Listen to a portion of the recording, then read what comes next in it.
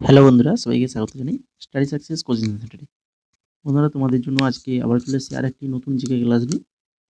রেগুলারের মতো আমরা আজকে এসএসসি সিএইচএসএল 2024 টায়ার ওয়ানের যে এক্সাম 2/7/2024 2/7/2024 ফার্স্ট শিফটে যে এক্সামটা হয়েছিল, সেই এক্সামের জেনারেল নলেজে যে সকল কোশ্চেনগুলো ছিল, সেই কোশ্চেনগুলো নিয়ে আলোচনা করব, যেগুলো তোমাদের এসএসসি সিএইচএসএল এর সঙ্গে এমটিএস জিডি সিজিএল স্টেনো জেই প্রত্যেকটা এসএসসি এক্সামের জন্য খুবই গুরুত্বপূর্ণ এই কোশ্চেনগুলো। তো সবাইকে বলবো ক্লাসটাকে ফার্স্ট থেকে লাস্ট অবধি দেখো। এটা আজকে সিএইচএসএল এর 5 নম্বর ক্লাস চলছে। যদি ক্লাসটা তোমাদের ভালো লেগে থাকে তাহলে অবশ্যই লাইক কমেন্ট শেয়ার এগুলো না করে অবশ্যই ক্লাসটাকে এক্সিট করবে না। যদি ভালো লেগে থাকে তবেই লাইক কমেন্ট শেয়ার করবে, এবং চ্যানেলটা আজকে যদি না সাবস্ক্রাইব করে থাকো তো অবশ্যই সাবস্ক্রাইব করে ফেলবে। তারই সঙ্গে আমাদের যে টেলিগ্রাম চ্যানেল রয়েছে স্টাডি সাকসেস কোচিং সেন্টার, এখানে অবশ্যই তোমরা যুক্ত হয়ে যাবে, যেখানে আমরা ইম্পর্টেন্স নোটস দিয়ে থাকি। তো চলো এখন দেখে নিই আজকের ক্লাসের প্রথম কোয়েশ্চেন কী রয়েছে। ভারতের কোন নদীর উপর সোমাশিলা বাঁধ নির্মিত হয়েছিল? সঠিক অ্যান্সার কী হবে? না, সঠিক অ্যান্সার হয়ে যাবে অপশান নাম্বার 3, পেন্নার নদী হয়ে যাবে সঠিক অ্যান্সার। তাহলে ভারতের পেন্নার নদীর উপর সোমাশিলা বাঁধ নির্মিত হয়েছিল। এরপরে দেখো এখান থেকে যে এক্সট্রা নোটসগুলো, সোমাশিলা বাঁধ হচ্ছে ভারতের পেন্নার নদীতে নির্মিত হয়েছিল। বাঁধটি অন্ধ্রপ্রদেশের নেল্লোর জেলায় অবস্থিত। তো এটা কিন্তু অবশ্যই মনে রাখবে। এইভাবে পরবর্তীতে কিন্তু এই ধরনের কোশ্চেনও চলে আসতে পারে, তার জন্য আমরা এক্সট্রা নোটসগুলো দিচ্ছি। এক্সট্রা নোটসগুলো কিন্তু তোমাদের জন্য ভেরি ভেরি ইম্পর্ট্যান্ট। আমরা যে এক্সট্রা নোটসগুলো দিচ্ছি এইগুলো কিন্তু ভালো করে তোমরা ফলো করে রাখবে। এইগুলো থেকে কিন্তু পরবর্তীতে কোশ্চেন কিন্তু আসার চান্স বেশি রয়েছে। 2 নম্বর কোশ্চেনটা দেখো, নিচের মধ্যে কি একজন বিখ্যাত শাস্ত্রীয় নৃত্যশিল্পী? এগুলো আমরা বারবার আলোচনা করে এসেছি। দেখতেই পাচ্ছ এখানে নামগুলো যদি দেখো, এস জানকী, সোনাল মালসিংহ, আর হচ্ছে আশা ভোসলে আর প্রতিভা রায়। এনাদের মধ্যে এই যে সোনাল মালসিংহ, যেটা আমরা বারবার ক্লাসে আলোচনা করেছি যিনার নাম, তো তিনি হচ্ছেন সোনাল মালসিংহ, যিনি একজন নৃত্যশিল্পী। কোন নৃত্যশিল্পী বলো তো? এইভাবে আমরা কোশ্চেন করেছি যে সোনাল মালসিংহ কোন নৃত্যের সাথে যুক্ত, বলো? না, ইনি হচ্ছেন একজন ওড়িশি নৃত্যশিল্পী। ঠিক আছে? তো এটা এসএসসি এমটি 2024 এসে দেখেছো। তো এইভাবে কিন্তু কোশ্চেনগুলো আসে, কমন আসে তোমাদের জন্য। তো এই জন্য বলছি এক্সট্রা ডিটেলসগুলো ভালো করে ফলো করো, এবং কোশ্চেন আনসার তো অবশ্যই এগুলো ফলো করবে।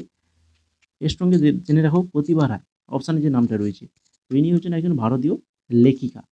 আর এস জানকী এবং আশা ভোসলে কিন্তু সবাই চেনে, কে না চেনে না, সবাই চেনে। ইনি একজন আমাদের ভারতের সঙ্গীত শিল্পী, তাই তো? একজন বিখ্যাত প্লেব্যাক গায়িকা। তারপরে দেখো 3 নম্বর, বর্ষা বর্ষা মৌসুম শেষে নিচের কোন ধরনের ফসল বপন করা হয়? বর্ষা মৌসুমের শেষে কোন ধরনের ফসল বপন করা হয়? সঠিক অ্যান্সার কী হবে? না, সঠিক অ্যান্সার হবে রবি ফসল বপন করা হয়। এখান থেকে এক্সট্রা ডিটেলস কী জানবে?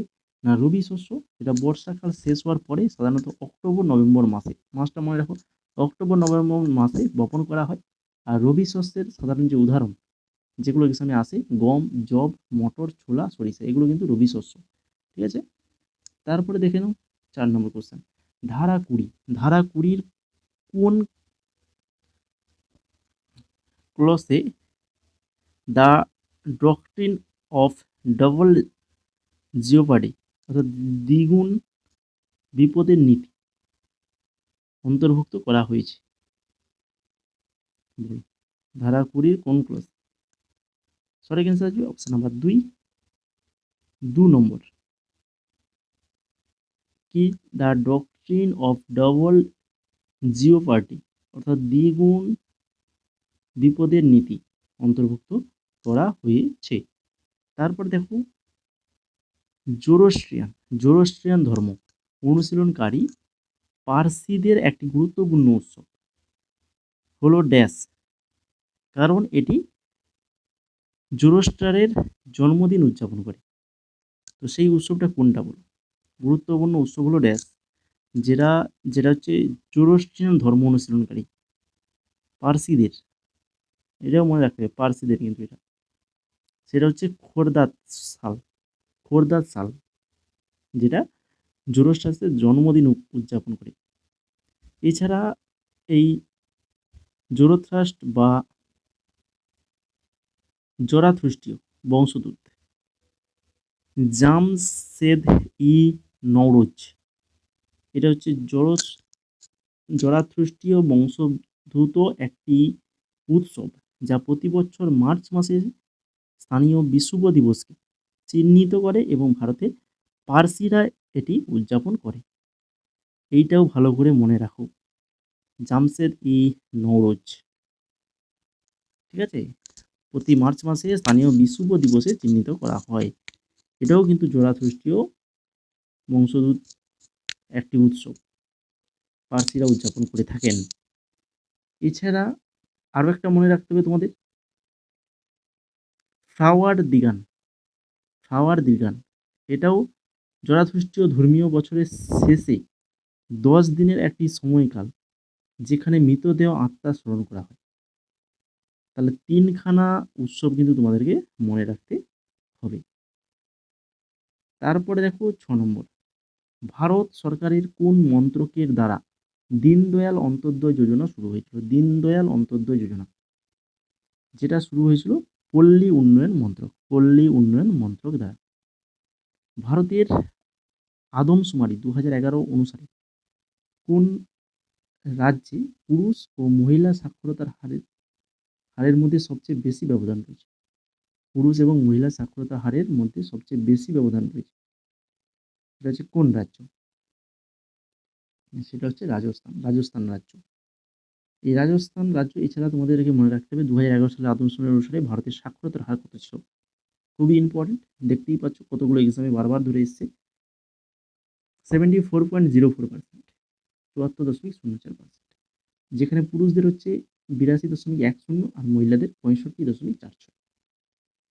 আর হচ্ছে আদমশুমারি অনুসারে সমস্ত রাজ্য কেন্দ্রশাসিত অঞ্চলের মধ্যে 96.2, 96.2% সাক্ষরতার হার সহ সাক্ষরতার দিক থেকে কেরালা কিন্তু প্রথম স্থান অধিকার করেছে। আর 2011 সালের আদমশুমারি অনুসারে সমস্ত রাজ্যের মধ্যে বিহারের সাক্ষরতার হার সর্বনিম্ন, 61.8%। আর শীর্ষ 5টি রাজ্য ও কেন্দ্রশাসিত অঞ্চল যেখানে সাক্ষরতার হার সবচেয়ে বেশি, সেগুলো হচ্ছে কেরালা, লাক্ষাদ্বীপ, মিজোরাম, গোয়া আর হচ্ছে ত্রিপুরা। এইগুলো মনে রাখো। তারপরে দেখো 8 নম্বর, নিম্নলিখিতগুলির মধ্যে কাকে 2021 থেকে 2025 মেয়াদের জন্য সদস্য হিসেবে 2021 সালের জুলাই মাসে জাতিসংঘের কর কমিটি নিযুক্ত করা হয়েছিল? জাতিসংঘের কর কমিটিতে নিযুক্ত করা হয়েছিল। তিনি হচ্ছেন রশ্মি রঞ্জন দাস। গাছের পাতা থেকে জলের ফোঁটা আকারে জলের ক্ষতি কি? ড্যাশ বলে। গাছের পাতা থেকে যে জলের ফোঁটা ফোঁটা আকারে জল পড়ে, যে জলের যে ক্ষতি, সেটাকে কি বলা হয়? সেটাকে বলা হয় গ্রেটেশন বলা হয়। চাপ নীতিমাত্রা হলো উদ্ভিদের কলাতে জল ও পুষ্টির চলাচলকে চালিত করে এমন হাইড্রোস্ট্যাটিক চাপের পার্থক্য, চাপ নীতিমাত্রা।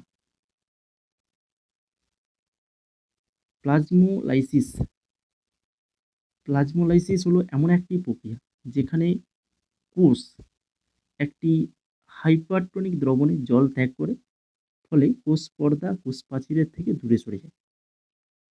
তারপরে হচ্ছে পরিবহন বা যে ট্রান্সলোকেশন, এটা হচ্ছে উদ্ভিদের মধ্যে পুষ্টি এবং অন্যান্য দ্রব্যের চলাচল, যা সাধারণত ফ্লোয়েমের মাধ্যমে ঘটে। আর একটা, এই গ্লুটেশনের প্রক্রিয়াটি সবচেয়ে বেশি ঘাস, স্ট্রবেরি এবং কিছু ভেষজ উদ্ভিদে দেখা যায়। দেখো অপশানে যেগুলো রয়েছে, দেখো যে সকল অপশানগুলো রয়েছে সেগুলো নিয়ে কিন্তু আলোচনা করে দিলাম এখানে। 10 নম্বরটা দেখো, অলিম্পিক নিয়ম অনুসারে দ্বিতীয় গেমে ব্যাডমিন্টন খেলোয়াড়রা ড্যাশ পয়েন্ট করার পরে কোর্টের দিক পরিবর্তন করে? তৃতীয় গেমে ব্যাডমিন্টন খেলোয়াড়রা 11 পয়েন্ট করার পরে কোর্টের দিক পরিবর্তন করে। এরপরে দেখো 11 নম্বর, তার আগে তোমরা যারা এখনও ক্লাসটাকে লাইক করোনি, যদি ভালো লেগে থাকে এই ধরনের এক্সট্রা ডিটেলস সহ যদি আরও ক্লাস পেতে চাও, অবশ্যই ক্লাসটা লাইক করে দাও এবং কেমন লাগছে সেটা অবশ্যই কমেন্ট করে জানাও। তারই সঙ্গে এই ক্লাসগুলো একটু তোমাদের বন্ধুদের মধ্যে শেয়ার করো। তোমাদের বন্ধুরা নিশ্চয়ই এরকম এসএসসি এক্সামের জন্য প্রিপারেশান নিচ্ছে, কেন বর্তমানে তোমরা দেখছো আমাদের রাজ্যের যে সকল এক্সামগুলো সেগুলো কিন্তু সম্পূর্ণভাবে বন্ধ রয়েছে, তাই কি না? এক্সাম কিছু হচ্ছে না। তো একটাই, এই যে এসএসসির যে সকল এক্সামগুলো কিন্তু রেগুলার চলছে, সামনে এনটিপিসি গ্রুপ ডির সকল এক্সাম হবে, এছাড়া এসএসসি এমটিএসসি তো আবার নতুন করে ফর্ম বেরোবে, তো এগুলো এক এক করে চলবে। তো তোমাদের বন্ধুরা নিশ্চয়ই এই সকল এক্সামের জন্য প্রিপারেশন নিচ্ছে, তো তাদের মাঝে এই ক্লাসগুলো তোমরা শেয়ার করো, তোমরা যেমন উপকৃত হচ্ছ তারাও সেইভাবে উপকৃত হবে। আর চ্যানেলটাকে যদি না এখনও সাবস্ক্রাইব করে থাকো, অবশ্যই বলবো চ্যানেলটাকে সাবস্ক্রাইব করে বেল আইকনে ক্লিক করে থাকো এই ধরনের এক্সট্রা ডিটেলসও রেগুলার আমাদের এই জিকে ক্লাসগুলো পাওয়ার জন্য। এবার দেখো 11 নম্বর কোশ্চেন। 11 নম্বর কোশ্চেনে কী রয়েছে, 2023 সালের ডিসেম্বর পর্যন্ত ভারত দক্ষিণ এশিয়ান ফুটবল ফেডারেশন অর্থাৎ SAFF চ্যাম্পিয়নশিপ কতবার জিতেছে? ভারত দক্ষিণ এশিয়ান ফুটবল ফেডারেশন চ্যাম্পিয়নশিপ কতবার জিতেছে 2023 সালের ডিসেম্বর পর্যন্ত? তো সঠিক অ্যান্সার কী হবে না, সঠিক অ্যান্সার আসবে 9 বার। 9 বার জিতেছে কিন্তু। তারপরে চলে যাও 12 নম্বরে, MS ওয়ার্ড। MS ওয়ার্ডে কোন বৈশিষ্ট্য আপনাকে একটা নথিতে বিজোড় এবং জোড় পৃষ্ঠাগুলির জন্য বিভিন্ন হেডার্স এবং ফুটার তৈরি করতে দেয়? MS ওয়ার্ডে হেডার ফুটার এগুলো তৈরি করতে দেয় কোন বৈশিষ্ট্যের কারণে? না হচ্ছে এই যে বিভিন্ন বিজোড় এবং জোড় পৃষ্ঠার কারণে। বিজোড় জোড়ের জন্যই কিন্তু এই বিভিন্ন ধরনের হেডার ফুটার করতে পারা যাবে। কম্পিউটার থেকে কোশ্চেন রয়েছে ওটা। 13 নম্বর দেখো, হাজার হাজার বছর ধরে পৃথিবীর আন্দোলনের পরিবর্তনের ফলে জলবায়ুতে যে পরিবর্তন আসে তার সমষ্টিগত প্রভাব কী তত্ত্ব ব্যাখ্যা করে? হাজার হাজার বছর ধরে পৃথিবীর আন্দোলনের পরিবর্তনের ফলে যে জলবায়ুর যে পরিবর্তন আসে তার সমষ্টিগত প্রভাবকে কী তত্ত্ব ব্যাখ্যা করে? সঠিক অ্যান্সার অপশান নাম্বার 1, মিলানকোভিচ তত্ত্ব ব্যাখ্যা করে। আধুনিক ক্ষুদ্র অর্থায়নের প্রতিষ্ঠাতা কে? আধুনিক ক্ষুদ্র অর্থায়নের প্রতিষ্ঠাতা কে? না, ইনি হচ্ছেন মোহাম্মদ ইউনুস। মোহাম্মদ ইউনুস সম্পর্কে আগের দিনই আমরা আলোচনা করেছিলাম, যিনি হচ্ছেন কি বলো, ওই যে বাংলাদেশের গ্রামীণ ব্যাংক প্রতিষ্ঠা করেছেন, তাই তো? কত, 1983 সালে।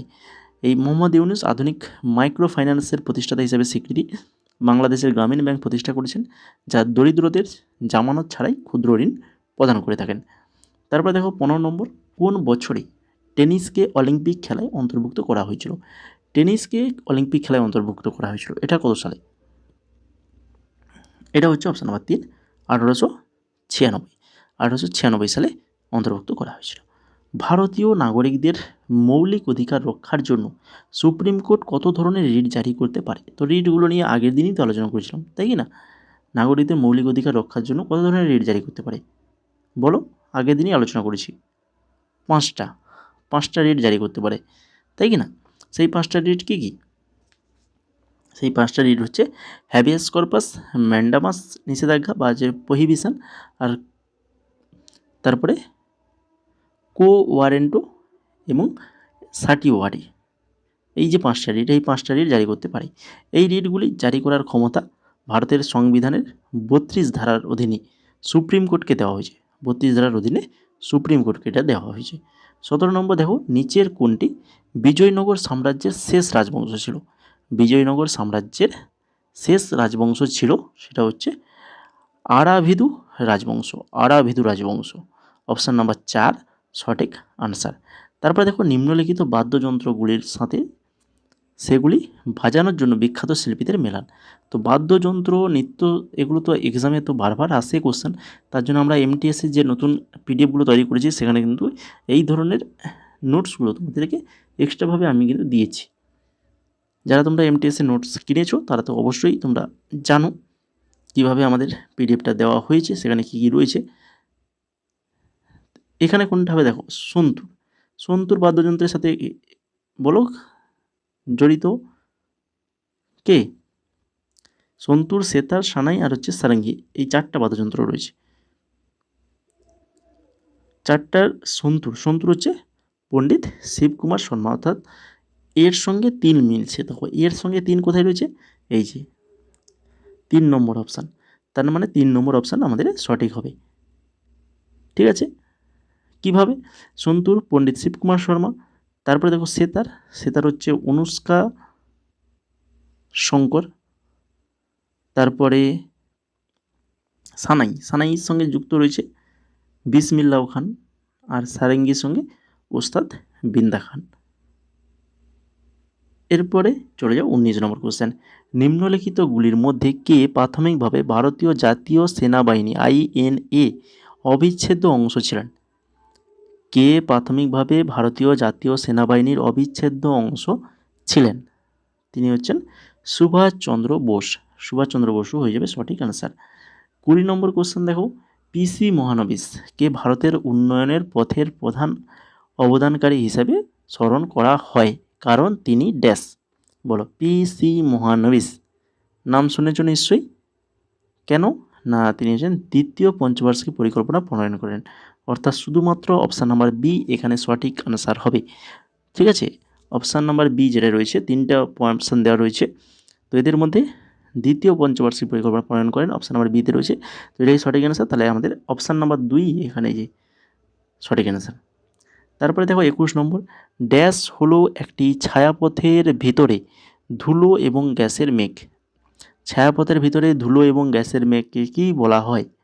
এটাকে বলা হয় নীহারিকা বলা হয়। নীহারিকা, নীহারিকা যেটা তোমার ক্লাস 6, বর্তমান ক্লাস 6-এর ভূগোল বইতে একদম ফার্স্টে পেয়ে যাবে, একদম ফার্স্ট স্টার্টিংয়ে। 22 নম্বর দেখো, 2023 সালে গুলাবচাঁদ কাটারিয়া নিচের কোন রাজ্যের রাজ্যপাল হন?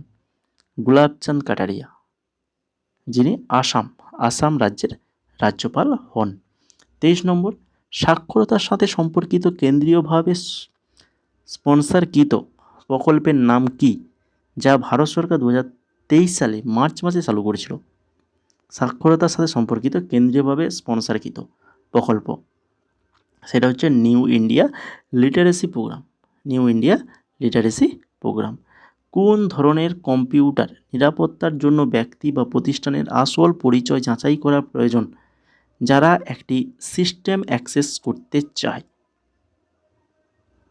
সেটা হচ্ছে অথেন্টিক্স, অর্থাৎ প্রমাণীকরণ। 25 নম্বর কোশ্চেন, আজকের ক্লাসের শেষ কোশ্চেন। আর তোমরা যারা MTS 2025-এর জন্য প্রিপারেশান নিচ্ছ, তোমাদের জন্য কিছু জিনিস রয়েছে, আমি সেটা আলোচনা করব। তোমরা আগে এই কোশ্চেনটার অ্যান্সারটা দেখে নাও।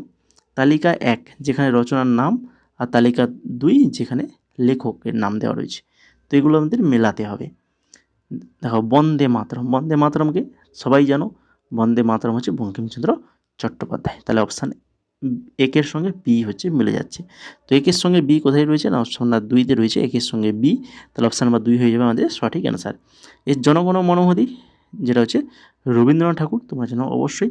তো এটা জনগণ রবীন্দ্রনাথ ঠাকুর।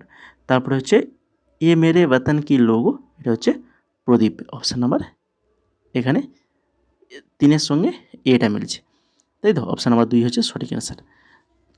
তোমরা যারা এখনও ক্লাসটাকে লাইক করোনি, তো ক্লাসটা যদি ভালো লেগে থাকে অবশ্যই লাইক করে দাও, কমেন্ট করো কেমন লাগছে, তার সঙ্গে বন্ধুদের মাঝে শেয়ার করো, এবং সাবস্ক্রাইব যদি না করে থাকো চ্যানেলটিকে অবশ্যই সাবস্ক্রাইব করে বেল আইকনে ক্লিক করে দাও। আর MTS 2025-এর জন্য তোমরা যারা প্রিপারেশন নিচ্ছ, তো তোমাদের জন্য আমরা 4খানা PDF প্রোভাইড করব, জিকে, কারেন্ট অ্যাফেয়ার্স, স্ট্র্যাটেজিকে, ইংলিশ, এই 4খানা কম্বো, যেটার প্রাইস রয়েছে 199, মাত্র 199 টাকা রাখা হয়েছে, যেটা তোমরা এই নাম্বারে হোয়াটসঅ্যাপ করলেই তার পরবর্তী প্রসেস কীভাবে পাবে, পেমেন্ট কীভাবে করবে সেটা আমরা জানিয়ে দেবো এই নাম্বারে মেসেজ করলে। কারেন্ট অ্যাফেয়ার্স, জিকে, স্ট্র্যাটেজিকে এবং ইংলিশ, এই 4টা PDF থাকবে। কারেন্ট অ্যাফেয়ার্স থাকবে হচ্ছে 2024 ফুল, জানুয়ারি থেকে ডিসেম্বর। জিকে থাকবে MTS 2019 থেকে 24, প্রায় 6200 প্লাস MCQ প্লাস তার সঙ্গে এক্সট্রা ডিটেলস। আমরা যেগুলো এক্সট্রা ডিটেলসগুলো আমরা ক্লাসে আলোচনা করছি, ওর থেকে আরও বেশি এক্সট্রা ডিটেলস কিন্তু সেই PDF-এর মধ্যে রয়েছে। ঠিক আছে, এছাড়া স্ট্র্যাটেজিকের আমরা পার্ট দিয়ে 14খানা স্ট্র্যাটেজিকের টপিক ওয়াইজ কিছু গুরুত্বপূর্ণ নোট দিয়েছি তোমাদের। আর হচ্ছে English synonym, antonym, idioms, phrase, grammar এবং প্রিভিয়াস ইয়ার মিলিয়ে প্রায় 2000 প্লাস MCQ রয়েছে। ঠিক আছে, তো এই 4টা PDF যদি নিতে চাও, তো অবশ্যই এই যে হোয়াটসঅ্যাপ নাম্বার রয়েছে 629452528484, এই নাম্বারে মেসেজ করো। এই নাম্বারে মেসেজ করে পরবর্তী স্টেপ তোমাদেরকে জানিয়ে দেওয়া হবে।